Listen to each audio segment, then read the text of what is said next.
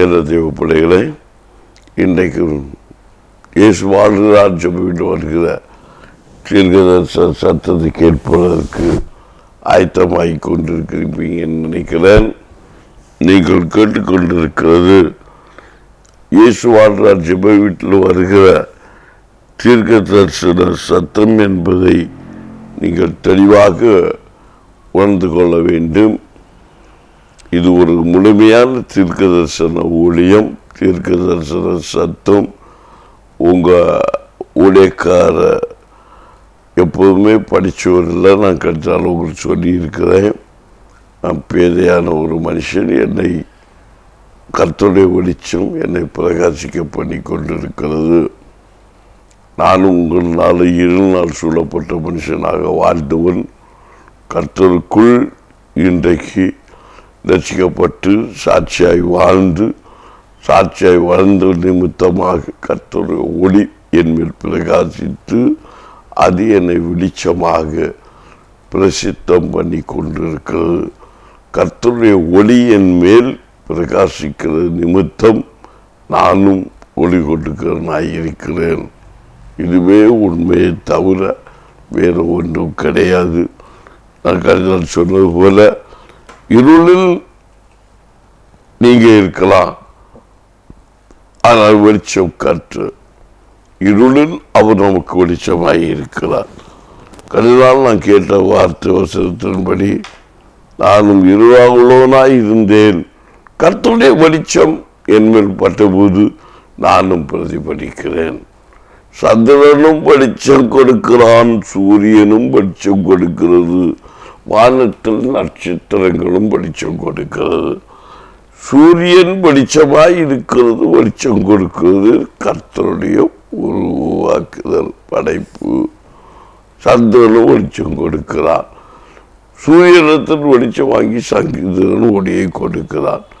நட்சத்திரம் வெளிச்சம் கொடுக்கிறது, அநேக ஒளி அங்கேயும் பிரகாசித்து கொண்டிருக்கிறது. வானத்தில் அநேக நட்சத்திரங்கள் தோன்றி இருக்கிறது.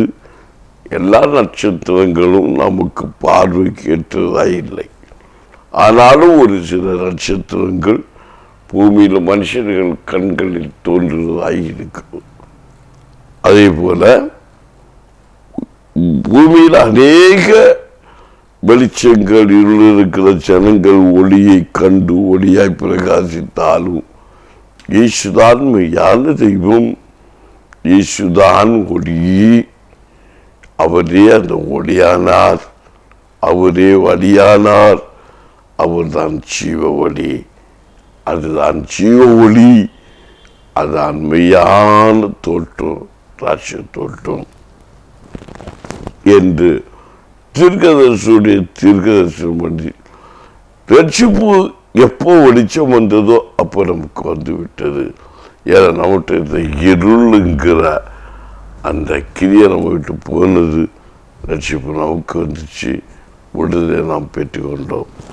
அப்படிதான் இந்த வேதவசனம் நமக்கு செம்மையானவர்களுக்கு இருளில் வெளிச்சம் உதிக்கும், அவன் இரக்கமும் மன உருக்கும் நீதி உள்ளவன் ஆனான் என்று சங்கீதம் 114 சொல்லப்பட்டது. இப்போ எளியவர்கள் ஏசாயா 58 அதிகாரம் 7 வசனத்தை நாம் வாசிக்கும் போது, பசி உள்ளவனுக்கு உன் ஆகாரத்தை பகிர்ந்து கொடுக்கிறதும், துரத்துள்ள சிறுமையானவர்களை வீட்டில் சேர்த்து கொள்ளுறதும், வஸ்திரமில்லாதவனை கண்டால் அவனுக்கு வஸ்திரம் கொடுக்கிறதும், உன் மாம்சமானவனுக்கு உன்னை அவன் ஒழிக்காமல் இருக்கிறதும் அல்லவோ எனக்கு உகந்த உபவாசம். அப்பொழுது அடுத்த வருஷத்தை வாசிங்க 8. அப்பொழுது விடிய கால வெளுப்பை போல் உன் வெளிச்சம் எழும்பி உன் சுகவாழ்வு சீக்கிரத்தை துருத்து, உன் நீதி உனக்கு முன்னாலே உன்னை பின்னால காக்கும். அல்லேலூயா, அல்லேலூயா, அல்லேலூயா. பாருங்க, இங்க என்ன சொல்லுது, ஒரு ஒரு மனுஷனை பின்னால காக்குறது. அப்போ அதனுடைய அர்த்தம் என்ன? அவருடைய சத்தியம் என்ன? ஒரு மனுஷன் வெளிச்சமா இருந்தா ஒரு வருஷத்த ஒரு வெளிச்சம் உதிக்கும்னா அது பின்னால இருக்கிறத காக்கும் அப்படின்னு சொல்லி இருக்கு. பசியுள்ளவர்களுக்கு அது எப்படி? நெடியவர்களுக்கு உதவுவர்களுக்கு தான் வெளிச்சம் உதிக்கும். எளிமையானவன் சிந்தை உள்ளவன் பாக்கியவான் என்று இயேசு கிறிஸ்து சொன்ன வார்த்தையை நீங்க மறக்க கூடாது. இங்க ஏசாயா தீர்க்கதரிசன புத்தகத்தில் விதமாக வசனம் புதைப்பொருளாய் நமக்கு முத்திரிக்கப்பட்டிருக்கிறது. இதுதான் ஒரு புதைப்பொருள். இதுதான் ஆவியுடைய ரகசியம். இதுதான் ஆவியுடைய மறைபொருள். இது என்ன சொல்லப்பட்டிருக்கு? ஆமீன். எளியவருக்கு ஆமீன் உதவுவர்களுக்கு தான் கர்த்தர் வெளிச்சமாக உதிக்கிறார். பசி உள்ளவனுக்கு உன் ஆகாரத்தை பகிர்ந்து கொடுக்கிறதும் துரத்துண்ட சிறுமையானவர்களை வீட்டில் சேர்த்துக் கொள்ளுகிறதும் வஸ்திரமில்லாதவனை கண்டால் அவனுக்கு வஸ்திரம் கொடுக்கிறதும் உன் மாம்சமானவனுக்கு உன்னை ஒடிக்காமல் இருக்கிறதும் அல்லவோ எனக்கு உகந்த உபவாசம் என்று சொல்லப்பட்டிருக்கிறது. அப்ப இன்னைக்கு அநேக மோசம் இருக்கிறாங்க, தேவனை துதிக்கிறாங்க, தேவனை தேடுறாங்க, தெய்வத்தை ஆராதிக்கிறாங்க, தெய்வத்துக்கு உண்மையா இருக்கிறாங்க, உண்மைதான். ஆனா இந்த உபவாசத்தை எல்லாம் ஜனங்கள் செய்து இன்னைக்கு உலகத்துக்குரிய நன்மையை உலகத்துக்குரிய ஆசீர்வாதத்தை பெற்றுக் கொள்ளலாம். ஆனால் கர்த்தருக்கு எது பிரியம் என்பதை இந்த வேதவசனம் சொல்லி இருக்கிறது. நாம் உபவாசம் எவ்வளவு இருந்தாலும் பிறருக்கு வெளிச்சமாய் இல்லாமல் இருந்தால் நமக்கு நன்மை கிடைக்கிறது.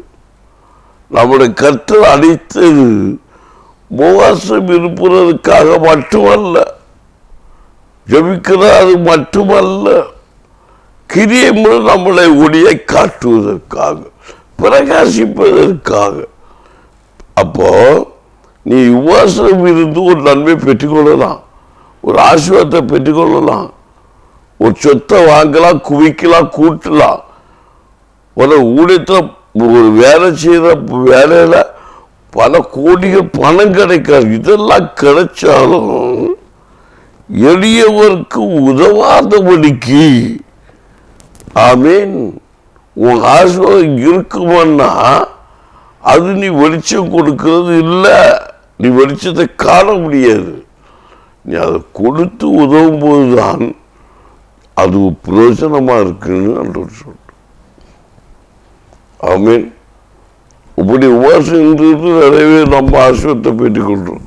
என்னுடைய வாழ்க்கையில என்னுடைய ஊழியத்தின் ரகசியமே உபவாசமும் ஜெபமும் தான். இது முதல்ல என்னதான் சீர்படுத்தணும். நான் உடனே இந்த பைபிள் வசனத்தை படிச்ச உடனே இதுதான் தேவனுக்கு உபவாசமா? ஆமீன். உபவாசம் இருந்து நம்ம பிறருக்கு வெளிச்சமா இருக்கணும். அப்போதுதான் நம்ம நீதி நம்ம மேல உதிக்குமா? அப்போ எங்க அது உதிச்சுன்னா பாருங்க, ஆண்டவருக்கு வெளிச்சமான ஒரு மனுஷனுக்கு மேலதான் நீதி உள்ள பசி கருதுனால பார்த்து செம்மையானவருக்கு மேலதான் ஆண்டவருடைய வெளிச்சம் உதிக்கும். அது செம்மையானவன் யார்? குறிப்பா நம்ம பழைய ஏற்பாட்டுக்கு இன்னும் ஒரு கப்போ லோத்துங்கிற ஒரு மனுஷன், அவன் செம்மையானவன் அப்படின்னு நம்ம வச்சுக்குவோம். அது எப்படி கண்டுகொள்றது? ஆமீன். செம்மையானவன்னா எப்படி கண்டுகொள்றது? இந்த வசனம் என்ன சொல்லி இருக்கு? ஏசாயா 58:7 பசி உள்ளவனுக்கு ஒன்று ஆகாரத்தை பார்த்து கொடுக்கணும். ஆமீன். ரெண்டாவது, சிறுமையாளர்களை வீட்டில் துரத்துள்ளவரை சேர்த்துக்கொள்ளணும். ஆமீன். வஸ்திரம் இல்லாதவர்களுக்கு வஸ்திரம் கொடுக்கணும். ஆமீன். ஆமீன். அல்லேலூயா. ஒரு மாம்சமானவர் கொண்ட ஒரு சகோதரனுக்குள்ள நீ ஒழிக்க கூடாது. இதெல்லாம் இயேசு கரெக்டாக செஞ்சாரு. அது உங்களுக்கு தெரியும். தெரியாமல் தான் நான் சொல்லி கொடுக்குறேன். நான் கடைசி நேரத்தில் கூட காட்டி கொடுக்குற கூட காட்டி கொடுத்தாரு. ஆனால் அவரால் கண்டுகொள்ள முடியல. ஆனால் அவருக்கு பிறகு என்ன இல்லை, ஒளி இல்லை, அதனால தான் கண்டுகொள்ள முடியல. மீன் அது கிறிஸ்து ஒளியா மாறி போனப்பு ஒளி உச்ச பிறகுதான் அவன் கண்டுகொண்டான். மீன் இல்லையா? இயேசு ஒளியா இருந்தார். அது அவருக்கு கூட இருள் சூழ்ந்து கொண்டு கொண்டிருந்தது. ஆனாலும் அவர் ஒளியா தான் இருக்கிறார். அது இருள் மறைக்க மறைஞ்சி இருந்துச்சு. மீன் அதே போல கூடுதல் சீசர்களை இருள் மறைஞ்சிருந்த அந்த நேரத்துக்குரிய காரியம் ரெண்டும் எல்லாம் விரிசல் உண்டாயிட்டே இருந்துச்சு. ஆனால் அந்த வேலை வந்தபோது சூரியன் உதித்தது, எல்லாம் வெளியரங்கமானது. மகிமையை பிரகாசிக்கப்பட்டு சீதர்களையும் கர்த்தர் பார்த்தினா இயேசுவோடு எழுந்து அந்த ஒளியை பிரகாசிக்க ஆரம்பித்தார். அது ஒரு முறை இருக்கு. அப்போ இந்த வசனத்தை நம்ம தியானிக்கும் போது நல்லா கவனிங்க. லோத்துக்கிற ஒரு மனுஷன் நம்ம இங்கே வைக்கலாம். அப்போ ஆபிரகாமுடைய யார் சகோதரர் லோத்து இங்க துரத்துள்ள ஒரு மனுஷனை சேர்த்துக்கொள்றான். ஆமீன். அவன் வெளிச்சம், கர்த்தருடைய வெளிச்சம் அவன் மேல உதிக்குது. ஏன்னா அங்க ஒரு இருள் வரப்போகுது, ஒரு அழிவு வரப்போகுது. யாருக்கு மேல? அந்த சோதகுமார பட்டணத்தின் மேல. அங்க இருக்கிற செழிப்பின் செருக்கு நிமித்தம், அநியாய அக்கிர போராட்டங்கள் நிமித்தம், கர்த்தருடைய கோபம் அங்கு இறங்கிற நிமித்தம் கர்த்தர் கோபம் உள்ளவராகி சோதகுமார பட்டணத்தை அழிக்கப் போகிறேன் என்று ஆபிரகாம் வெளிப்படுத்தி கொடுத்த நிமித்தமாக ஆபிரகாம் செபித்து ஆண்டவரிடத்தில் பிடித்து கொண்ட நிமித்தமாக ஒரு சூரியன் அங்கு உதிக்கிறது. யாருக்காக? லோத்துக்காக. தூதர்களை கர்த்தர் அனுப்புகிறார் அந்த லோத்தை பரிசோதிப்பதற்காக. அங்க போகும்போது அவர் ஒரு நீதி உள்ளவனா, செம்மையான இருதயம் உள்ளவனாக, சங்கீதம் 112 4 செம்மை சொல்லப்பட்ட அந்த வார்த்தை மூலம் பண்ணப்பட்ட செம்மையான இருள் வெளிச்சம் உதிக்கும். அவன் இறக்கும் மனம் உறக்கும் நீதியுள்ளவன் என்பதை காணும் பொருட்டு அந்த தூதர்களாக போகும்போது அதை அவர்கள் உண்மையில நீதி உள்ளவன் என்றும் மன உருக்கமுள்ளவன் என்றும் அவன் செம்மை ஆனவன் என்றும் ஜனங்கள் கண்டுகொண்டார்கள், தூதர்கள் கண்டுகொண்டார்கள். எப்படி? ஆமீன். இப்போது பாருங்க, தூதர்கள் 3 பேரத்தை அவருடைய இல்லத்தில் அருகாமல் போகும்போது, ஆண்டவர்களே நீங்கள் இந்த நேரம் எதற்கு வந்தீர்கள் என்று துரத்துண்டிருந்த அந்த மனுஷனை நினைத்து அவர்களை இல்லத்தில் சேர்த்து கொண்டு அவன் அவர்களை காக்க நினைத்தார். எங்கோ என்று வந்த மனுஷன் நினைக்கவில்லை, எங்கோ என்று அனுப்பப்பட்ட மனுஷன் நினைக்கவில்லை. ஐயோ, இவர்கள் தீங்கு வந்து விடக்கூடாது, அநியாயம் வந்து விடக்கூடாது, அக்கிரமி ஒரு மனுஷன் வந்து விடக்கூடாது. நம்ம தேசத்தில் நமக்கு முன்பாக நம்முடைய பக்கத்தில் வந்த இவர்களுக்கு எந்த கஷ்டமும் வந்து விடக்கூடாது என்று அடுத்தவர்கள் என்று பார்க்காதபடிக்கு தனக்குரிய நன்மையை, தனக்குரிய ஜீவனை, அதாவது தன்னுடைய ஆசீர்வாதத்தை கொடுக்கிற அளவுக்கு தன்னிறைவு பெறப்பட்ட, தன் நிறைவு பெற்று ஒரு மனுஷனாக லோத்து மாறுவதை அந்த வேத பகுதியில் வாசிக்க முடியும். அப்படி செய்த நிமித்தமாக ஒரு வெளிச்சம் அவன் மேல் உதித்தது. அவனை அவனுடைய மனைவியும் பிள்ளைகளை தூக்கி அவன் வெளியே இழுத்து தள்ளி அவன் நிமித்தமாக அது குடும்பம் காக்கப்பட்டது. ஆனாலும் ஆமீன், பின்னிட்டு பார்த்த நிமித்தமாக லோத்தின் மனைவி புத்துனார் என்று சொல்லப்பட்டார். என்னை கேட்கிற தெய்வ பிள்ளைகளே, நீதியின் சூரியன் இந்த வசனத்தின்படி துரத்துள்ளவர்களை சேர்த்துக் கொள்வதும் தான் கர்த்தருடைய வார்த்தை. அனுமதி நீதி உதித்தது என்று இந்த வேதவசனம் நமக்கு சொல்லுகிறது. என்னை கேட்க தெய்வப்படுகிறேன். நாம் இன்றைக்கு வாழ்க்கையில இப்படிப்பட்ட வசனங்களையும் வார்த்தைகளையும் வேத ரகசியங்களையும் நாம் புதை பொருளாய் எண்ணிக்கொள்ள வேண்டும். இதெல்லாம் ஒரு புதைபொருள், இதெல்லாம் வேதத்தின் ரகசியங்கள். இது அறிந்து கொள்ளாமல், இதனுடைய வெளிச்சத்தை நாம் கண்டுகொள்ளாமல் இருக்கிற நிமித்தம் தான் இன்றைக்கு நம்முடைய வாழ்க்கையில் வேத நிறைவில்லை, வேதத்துடைய வெளிச்சம் இல்லை. அநேகரை குற்றப்படுத்தி கொண்டிருக்கிறோம், அநேகரை குறை சொல்லி கொண்டிருக்கிறோம், போதகர்களை குறை சொல்லி கொண்டிருக்கிறோம், போதிக்கிறவர்களை குறை சொல்லி கொண்டிருக்கிறோம், விசுவாசிகள் ஒன்றுக்கொண்டு குறை சொல்லி கொண்டிருக்கிறோம், விசுவாசிகள் ஒன்று குற்றப்படுத்தி கொண்டிருக்கிறோம். எனக்கு கேட்கிற தெய்வப்படுகிறது. இப்படிப்பட்ட சூழ்நிலைகளிலிருந்து, இப்படிப்பட்ட கிரிகளில் நாம் விடுதலை பெற்று மகிமையாய் பிரகாசிக்கும்படிக்கு நம்மளை நாம் ஒப்பு கொடுக்கும் போது தேசத்துக்கு ஒளி கொடுக்கிறவர்களாக, தேசத்துக்கு கனி கொடுக்கிறவர்களாக நாம் மாற முடியும் என்று வேதம் தெளிவாய் நமக்கு போதித்துக் கொண்டிருக்கிறது. என்னை கேட்கிற தெய்வ பிள்ளைகளே, இந்த வேத வசனம் நமக்கு தெளிவுபடுத்துகிறது. வாசித்து பாருங்கள்.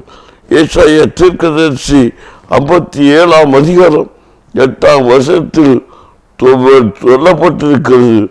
அப்பொழுது விடியற்கால வெளுப்பை போல் உன் வெளிச்சம் எழுப்பி உன் சுகவாழ்வு சீக்கிரத்தில் துளிர்த்து உன் நீதி உனக்கு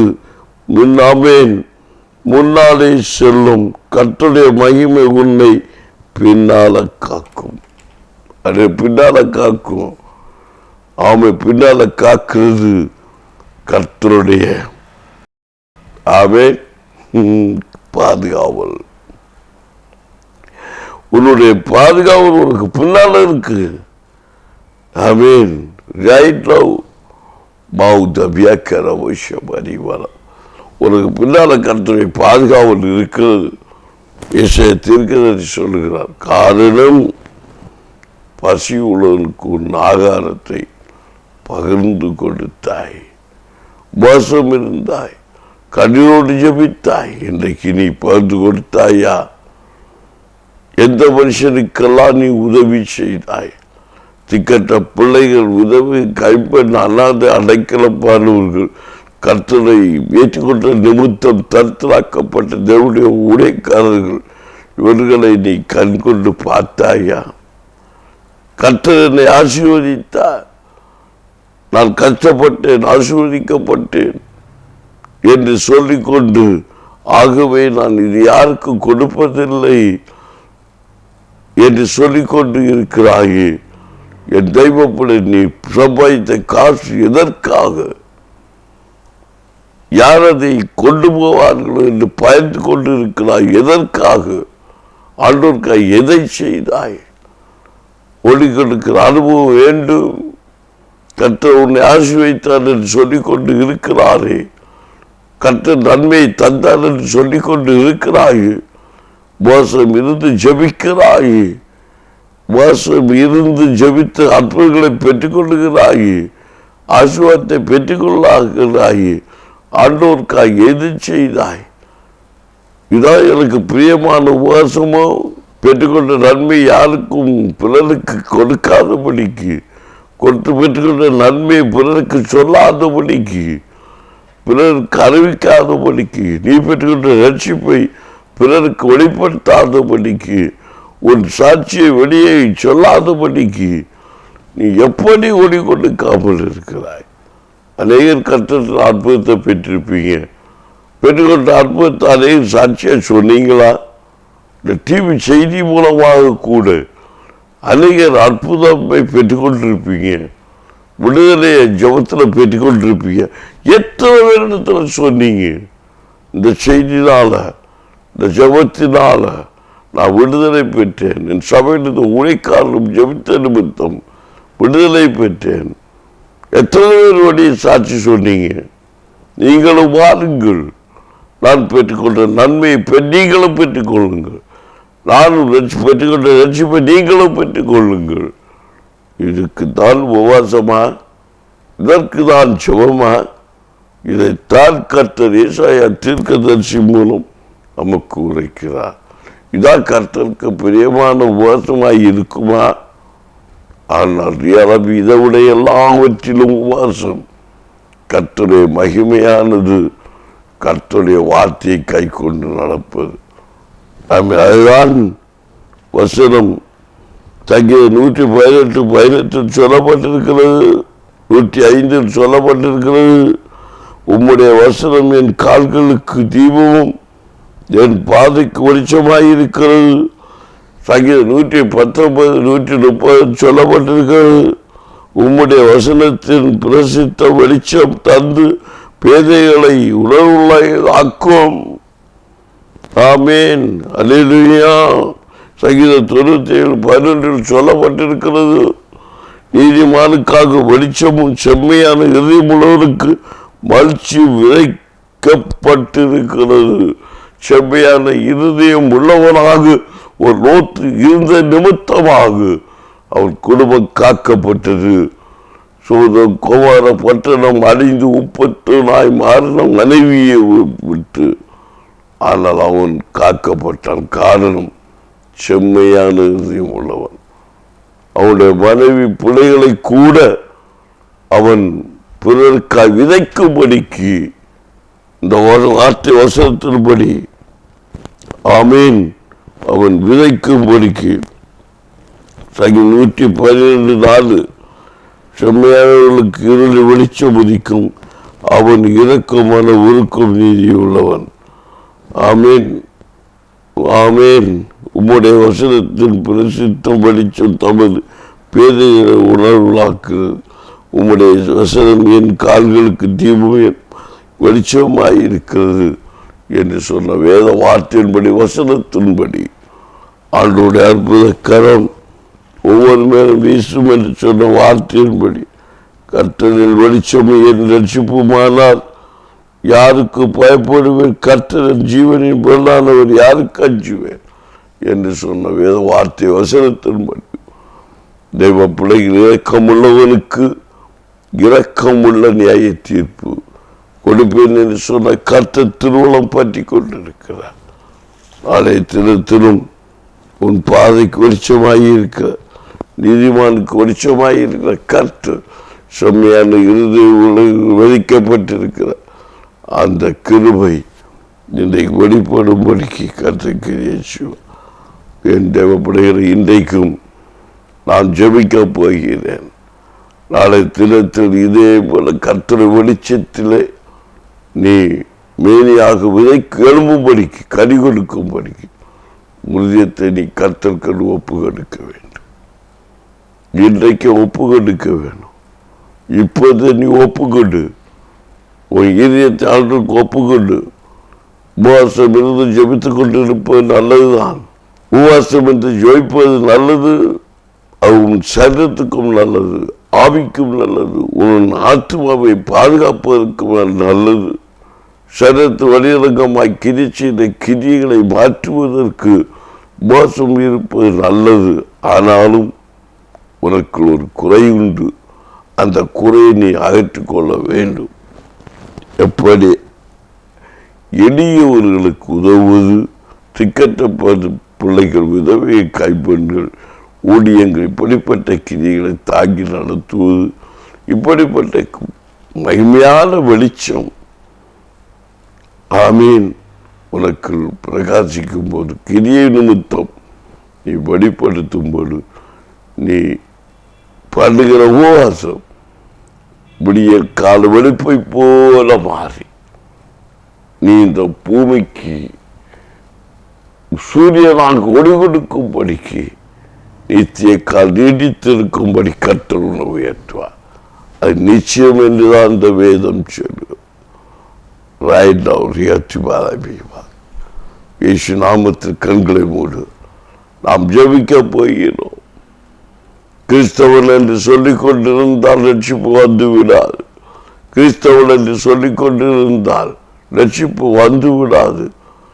எல்லா பூசைக்கும் ஒழுங்காய் செல்லுகிறேன். இல்லை எல்லா ஆராதனைகளுக்கும் ஒழுங்காய் போகிறேன். எல்லா கூட்டங்கள் நன்றாய் நடத்துகிறேன்.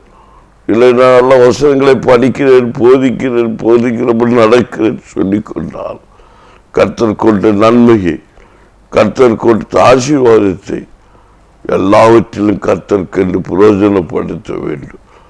உலகத்துக்கென்று, உலகத்தின் பேர் பிரஸ்தாபத்திற்கென்று உலகத்தில் மேல் காண வேண்டும் என்றும் நினைத்து நாம் பிரயாசப்படாதபடிக்கு இயேசுவுக்காக நாம் பிரயாசப்பட முற்படும் போது நீதியின் சூரியன் உண்மையில் உதிக்கும்.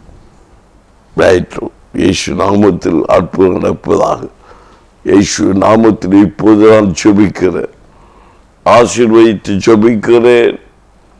எல்லா சாபத்தின் கட்டுகளும், எல்லா இருளின் ஆதிக்கங்களும், எல்லா அந்நிய வல்லமை சக்திகளும், எல்லா போராடுற கிரியைகளும், எல்லா துறைத்தனங்களும், எல்லா வானுமன்றத்தின் அதிகார கிரியைகளும் இயேசுவின் நாமத்தில் அழிக்கப்பட்டு போகும்படிக்கு, இயேசுவின் நாமத்தில் எல்லாம் அழிக்கப்பட்டு போகும்படிக்கு, எல்லா எதிக கோட்டைகளும் தகர்க்கப்பட்டு போகும்படிக்கு அப்ப நீ இறக்கம் செய்வீராக. இயேசுவின் நாமத்தில், இயேசுவின் நாமத்தில் right now மியக்கரவ சபரி பலபா அவுடமக்கரவ சபரி பலபா உடமக்கர. இயேசுவே நீர் சர்வ வல்லமையுள்ள தெய்வம். இயேசுவே நீர் சர்வ வல்லமையுள்ள தெய்வம். இயேசுவே நீர் சர்வ வல்லமையுள்ள தெய்வம் என்பதை காணத்தக்கதாய் கர்த்தர் கிரியை செய்வீராக. இயேசுவே மகிமை உன் மேல உதிக்கணுமே. மருத்துவமுள்ள ஜீவனுள்ள தெய்வமே, நீ உம்முடைய கிருபையை வெளிப்படுத்தணுமே. ராஜாவே உம்முடைய மகிமை வெளிப்பட எச்சன விடுதலை காண்பார்களாக. இயேசுவின் நாமத்தில் ரட்சிப்பை காண்பார்களாக. துறைத்தலைகள், அதிகாரங்கள் சேர்ந்து போகும்படி இப்போது உம்முடைய வல்லமை எங்கள் பிள்ளைகள் மத்தியில் வெளிப்படுவதாக. இயேசுவின் நாமத்தில் அற்புதம் நடக்கட்டும். இயேசுவின் நாமத்தில் விடுதலை உண்டாகட்டும். இப்போது துறைத்தனங்கள், அதிகாரங்கள் சேர்ந்து போகும்படிக்காக அப்போ இரக்கம் செய்வீராக. பிசாசின் கிரியைகள், மந்திரசுடைய சக்திகள், சூனிய கிரியைகள், பொறாமையின் ஆவிகள், எரிச்சலின் ஆவிகள், வன்கண்ணின் ஆவிகள் இயேசுவின் நாமத்தில் இந்த எந்தெந்த இல்லங்களில் இந்த தசத்தம் தொனிக்கிறதோ ஒவ்வொரு இல்லங்களிலும் இப்படிப்பட்ட கிரியைகள், கிரியை செய்கிற எல்லா கிரியைகளும் இயேசுவின் நாமத்தில் வெளியே போகட்டும். பொறாமையின் ஆவிகள், விபச்சாரத்தின் ஆவிகள், வேசித்தனத்தின் ஆவிகள், வானமரத்தில் விடப்பட்ட பொல்லாத ஆவியின் கிரியைகள் இயேசுவின் நாமத்தில் நீண்டு போவதாக. கற்ற கிருபை ஒன்றே சூண்டு இயேசுவின் நாமத்தில் நல்ல பிதாவே, ஆமென், ஆமென், ஆமென். என்ன தேவ பிள்ளைகளே, அனைத்தினத்திலும் வாங்க வசனம் மூலம் கர்த்தர் பேசும்படிக்கு கிரியை செய்வாராக. ஆமென்.